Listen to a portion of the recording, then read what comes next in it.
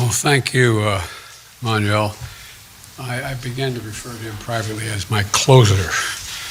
That deal with Lebanon and Israel, we did negotiate, but we needed a closer to get the job done, and you did it, and thank you very much.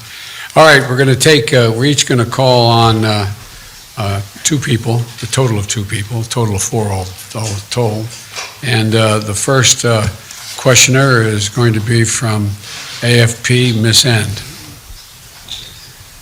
Thank you, Mr. President. I will have a question for you and one for the French President, if I may. To you first, you now say that you're going to better coordinate, especially your green economic policies. But yesterday, Emmanuel Macron said that the Inflation Reduction Act is in fact super aggressive, I quote, for European companies. Does it mean that you are ready to grant exceptions, exemptions of derogations to European industries?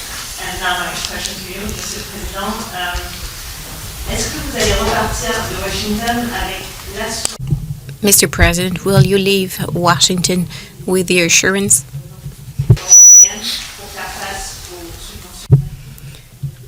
that you will be able to deal with these massive subventions?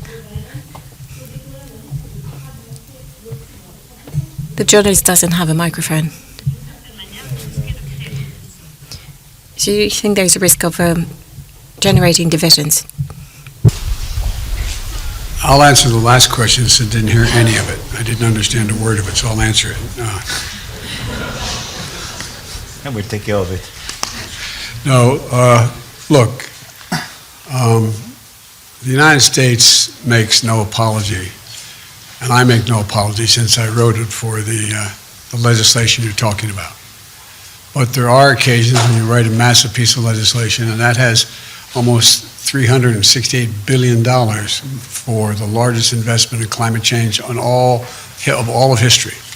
And so there's obviously going to be glitches in it and need to reconcile changes in it. For example, there's a provision in it that says that there is an exception for anyone who has a free trade agreement with us.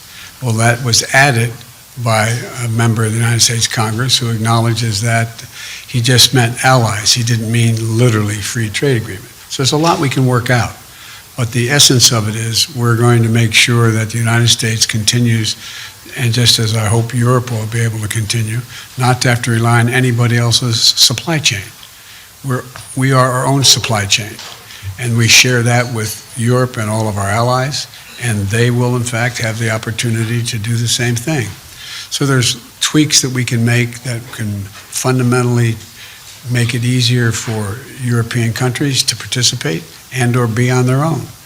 But that is something that is a matter to be worked out. There is no fundamental, it was never intended when I wrote the legislation, never intended to exclude folks who were cooperating with us. That was not the intention.